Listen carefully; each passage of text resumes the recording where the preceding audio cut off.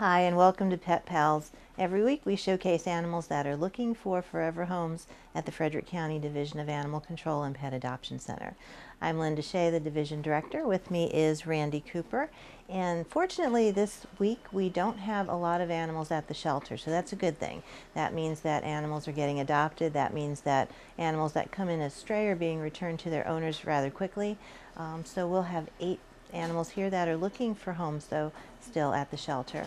First little puppy, well, not really puppy, is our senior Coco. Coco is about 6 to 8 years old. She is a female boxer mix, and she has a great disposition, and you can see how well behaved she is. That's one of the endearing factors of older pets. They have an established personality. What you see is what you get, and typically they've bypassed all of the puppy nonsense and just have a lot of good qualities as far as their personality and their confidence level. And Coco is no exception to that. She did test Lyme positive, so that is not causing her an issue at the moment. At the shelter, we go ahead and we heartworm test all of our dogs that come in, and that heartworm test is a combination test, so it includes heartworm, Lyme, Ehrlichia, and Anaplasma, and the last 3 are tick-borne diseases, and heartworm, of course, is distributed by mosquitoes. But Coco is available for adoption as a senior pet. She qualifies for our senior pet discount, so her adoption fee instead of the regular $92.50 would be $72.50. That covers getting her spayed prior to leaving here, all the vaccines and preventatives that we have provided so far. Coco came from a family, and she was turned in. Apparently there were some landlord issues. She has been through at least 2 homes in her life. She had an owner who gave her away to a friend, and now she's here at the shelter. So we are looking to place her with someone who is literate with senior pets and who can provide her the stability of what we consider a forever home, meaning that you commit to her for the rest of her life. But again, this is Coco. Just look at how well behaved she is, our senior boxer mix. We named this little girl Macy after the department store. She is a Siamese mix from Highland School Road in Myersville. And one of the first questions we ask a lot of times when we see an exotic like this is, do her owners realize that she's missing, and why haven't they come for her? She's been with us a little over a week now.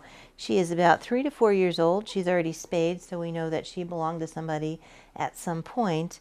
Anytime you are missing a pet, or if you know neighbors that are missing a pet, you want to make sure you send them to the shelter. You can certainly make the phone call, but coming to the shelter helps identify your pet in person, and sometimes your description of what your pet is may be different than ours. So what we have for Macy is a Siamese mix. She's got those gorgeous eyes, and we've got her down as a lynx point pattern. Her coloring and her pattern is lynx point. So she's got tabby markings with little stripes and just a beautiful cinnamon color. She's, again, about 3 to 4 years old. Coming in as a stray, we really don't know any information about her. We gauge her age by looking at her teeth, her overall body condition. She's a little over 6 pounds, so she's a little on the small side, the petite side for an adult cat. We've gone ahead and given her all the preventatives that she needs. We've tested her for feline leukemia and feline immunodeficiency virus, and if you are a regular watcher of Pet Pals, you know that we discuss color coding our cats, and Macy is color-coded blue. She is definitely a lap cat variety. She is easy to hold, handle, loves human interaction, which is evidenced here. So if you're looking for a cat like this, you want to make sure you check her out at the shelter. This little girl is Miranda. She, of course, is a guinea pig. Came to us previously owned, and she's on the young side. She's only about 4 months old. Guinea pigs, when they are born, they're pretty self-sufficient. They can use a water bottle right away. They can eat right away. And, of course, they need to be socialized just like any other pet. We see a lot of guinea pigs that are turned into the shelter. So often parents will get guinea pigs as a first pet for a child. And that's fine as long as the parent understands that ultimately it is the parent responsible for that pet. You're not going to be able to have a small child care for a guinea pig. Even though the piggy is small and the requirements can be less than other animals, they still require cage cleaning. They need a safe environment. They need stimulation. They need exercise. They need outside time from their cage, and I think that's where a lot of families fall short. They set up this beautiful cage, they'll go to the pet stores or wherever and get a beautiful habitat, but they don't understand that guinea pigs need some outside run-around time. And that can be done by closing off a room, make sure that it's safe. You want to make sure that you eliminate any power cords, anything they might chew on that might hurt them. Typically, stairs are not a good idea, so if you've got ramps within a room or carpet squares with different textures. Again, you've heard me say this before if you're ever watching Pet Pals, but smallangelsrescue.org is my resource for anything that's rodent related. So if you go to smallangelsrescue.org, check out the care sheet and the frequently asked questions about guinea pigs. They have done wonderful research. It's all good information. So prior to adopting a guinea pig, you want to do research first. Miranda is very social. She can certainly hold up her end of the conversation, which to me is endearing. Guinea pigs have different sounds that they make, and they do recognize their owners after a while, and they certainly recognize when the refrigerator door opens if you're going to feed them anything that's a dark green vegetable. But Miranda is here now, 4 months old. We do the same adoption process with guinea pigs as we do for other animals. You come in, meet the animal, fill out an application, and we do an educational interview. So if you're looking for a small animal, I suggest that you research first, consider us one of your resources, and then come in and meet this little girl. This little fella we named Brantley. He is also a guinea pig. He's about 4 months old, and he came from the same place that Miranda came from. And the reason both guinea pigs ended up here, they were previously owned, and the owner's adult guinea pigs had babies. So that is how we ended up with these two. Part of the challenge of rodents, sometimes it is difficult to tell what gender they are when they're young. If you purchase from a pet store, and that's another problem, sometimes they're not sexed properly at the pet store. And again, if they're young, it's hard to tell. So oftentimes people think they have 2 girls or 2 boys, and then soon enough they have a new litter of guinea pigs. So obviously it's one of each. But Brantley is with us now. Again, you want to put some thought and effort prior to acquiring any of these pets for your family. Guinea pigs are social, they're sweet. They do need maintenance. You need to trim their toenails periodically. They do need bathing periodically. You don't want to overbathe. You can dry out their skin. If you also don't want to use any soap product, that will leave a residue that can cause a whole other set of issues. So what we recommend is if you adopt a guinea pig or acquire a guinea pig, we have some recommendations of veterinarians that specialize in small animals. So that is important to have. Not all veterinarians understand small animals, and some are just more fluent. So we have a list of those for you if you need that. You also want to understand that guinea pigs need little additives to their diet in the form of dark green vegetables. Spinach is just one example. You can introduce vegetables to them or fruit to them as long as it's safe, and we've got information on that as well, just a little at a time, otherwise that can cause tummy upset. But overall, they require brushing at least once a day, handling at least once a day, exercise time at least 30 minutes every day outside of their cage, and certainly spot cleaning their cage every day, and then full cleaning their cage at least once a week.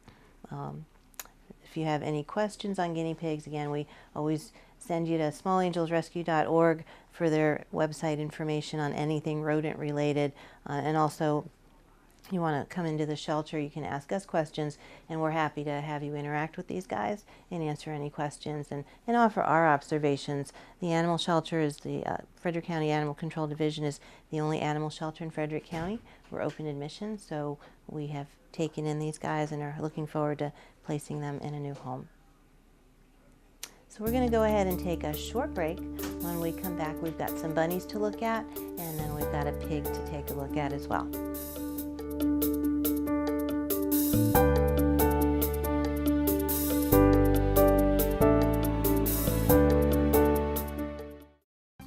Unable to attend a county meeting? No problem. Watch live and archived broadcasts online. Just visit frederickcountymd.gov/FCG-TV and then click the live stream or video archives link. Hi, I'm Tracy, and this is Catherine. We are Frederick County 911 dispatchers, and we're here to tell you what to expect when dialing 911. We're on the line to listen, and we also have important instructions to give you. Your 911 operator needs to get essential information from you as quickly as possible by asking the following questions in this order. What is the address of the emergency so we can send the right help to the right location? What is the phone number you're calling from? If the line disconnects, we may need to call you back.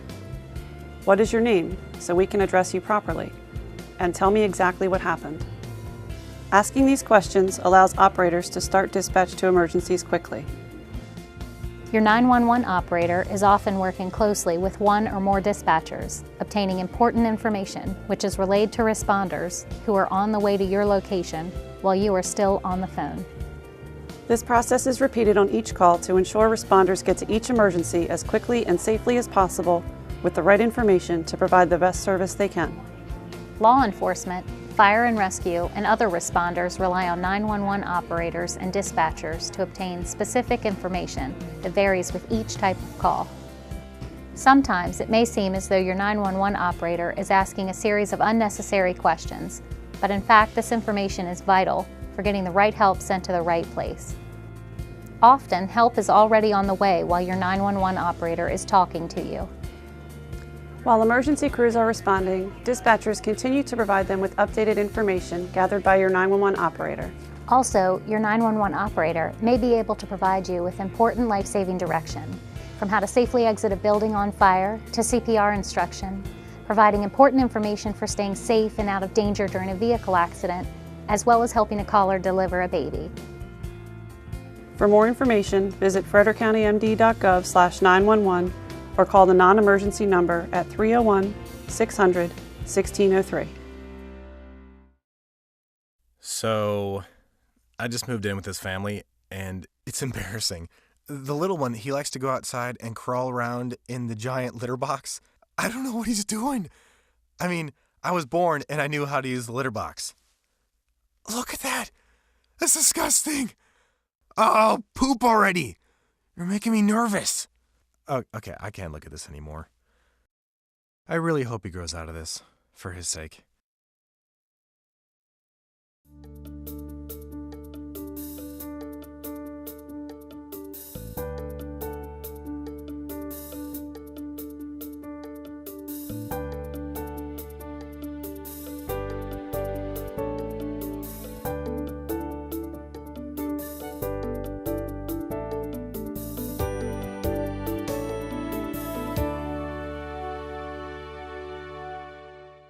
Welcome back to Pet Pals. We've got 3 little bunnies we're going to take a look at, and then we're going to look at our current pig that we've got in our population. So this little guy is Bugsy. He is about 5 years old. He's a dwarf bunny, hence the name. He's tiny, he's little tiny ears, very sweet. Bunnies are another pet that oftentimes parents will get for small children and expect the child to take care of them exclusively because they tend to be small.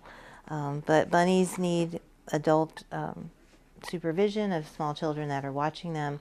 Bunnies also require a special diet. They need greens. They can have carrots. Usually 1 small carrot per day for a bunny is sufficient because of the sugar content. You want to make sure that you keep bunnies safe. They're prey animals. So if you have other animals in your home, you want to make sure that wherever they live primarily is in a safe place and they can't be gotten to by other animals in the home.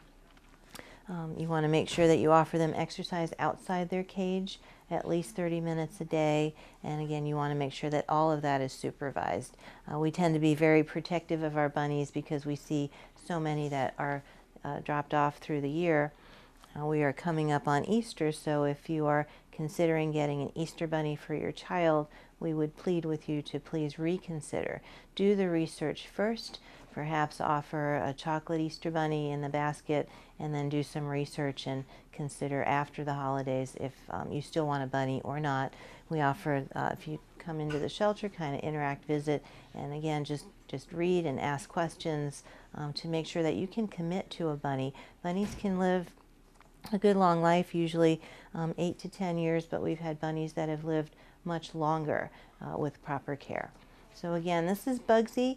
He is 5 years old. He was acquired from a friend to another friend, and within a week, the 8-year-old child in the second family developed allergies, and that's why he's here now. So you can see why we screen our bunnies adoptions and why we are fairly protective of the species in general. This little girl, we named her Ruby. She was in foster care for quite a while. She came to us back in October, and so now it's March, so she's been in our system for a while. She was abandoned at the Exxon on Route 40, and so often you'll hear us talk about, we get asked how animals end up here. About half of our population comes in previously owned. Owners decide for one reason or another they can't keep their pets, so they do relinquish them to us as a last resort.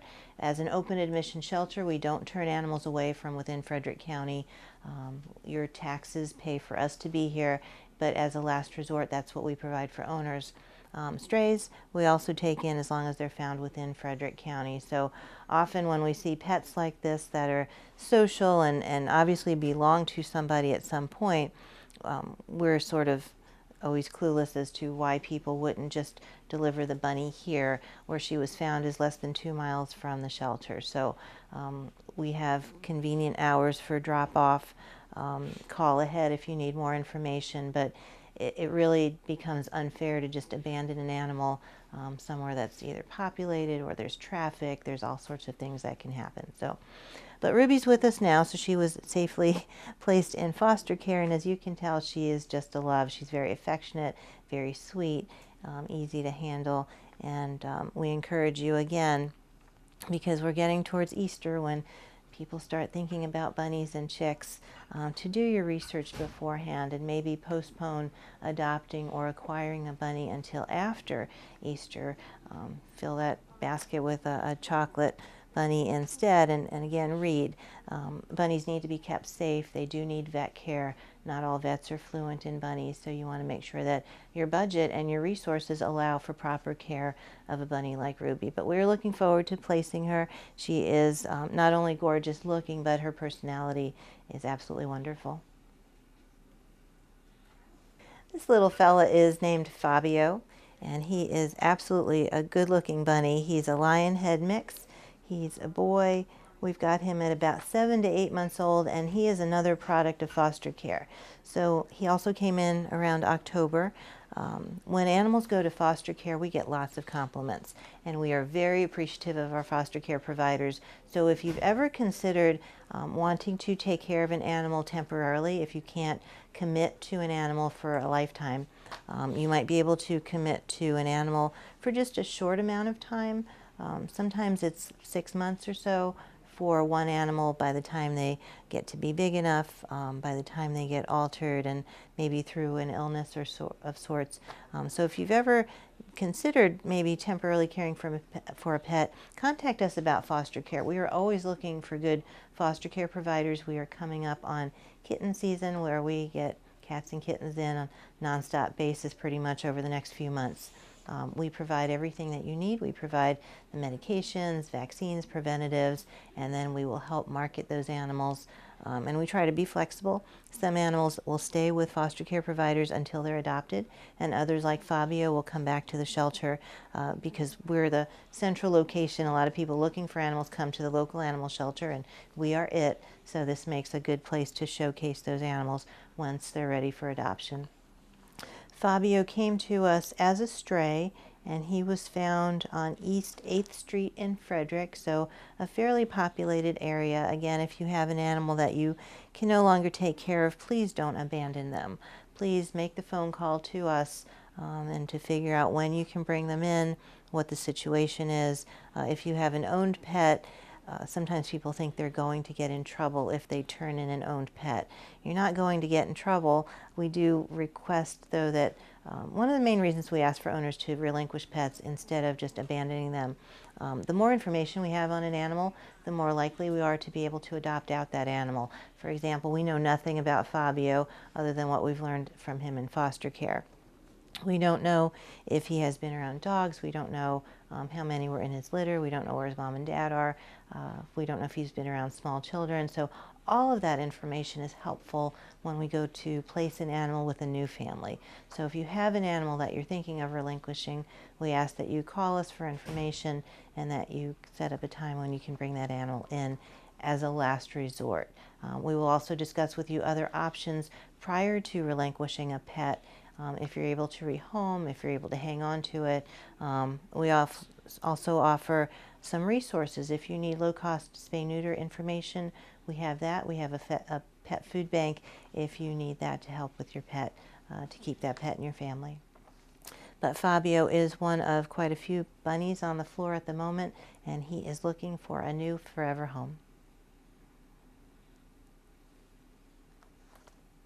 So this little guy is Spot. He is one of 2 resident pigs at the moment. Came to us from Tranquility Court in Monrovia back in January. So he's been in our shelter for quite a while.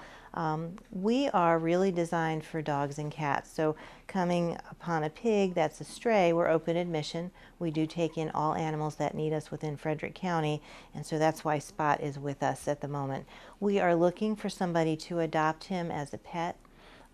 Or we're looking for a legitimate rescue that can help us out. Spot has become more social since he's been here, and I think part of that is just the consistent routine that we have provided to him. When he arrived, we had just experienced the blizzard. It was too cold for him to be outside, so we housed him indoors with hay and with a blanket to crawl under and appropriate food and nutrition. And then as the weather has gotten warmer, we've been able to move him outside here. So he has sort of a run-in shed to hide in if he wants privacy. He still has hay. We are out here at least twice a day interacting with him, feeding him, and socializing. But pigs present a certain amount of challenge to a shelter. He is unique to us. We can't handle him the same way that we handle the rest of our more traditional pet animals that are here. So again, if you are interested in adopting, do some research, contact us. If you are a legitimate pig rescue, we ask also that you contact us. And the other question we would have just to the general public, we're kind of struggling with what breed he is. So we're interested to know if you've got pig experience and can help us out, kind of narrow down what kind of breed he is. That would be helpful. At the moment, he's about 65 pounds.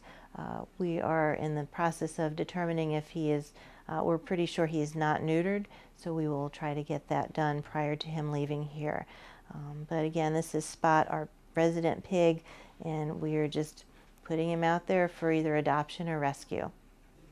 So thanks for joining us on Pet Pals this week. We are glad always that you're watching the show. If you've seen any animals here that you are interested in adopting, or if you can help us out with Spot, we would really appreciate it. Have a great week, and we'll see you next time on Pet Pals.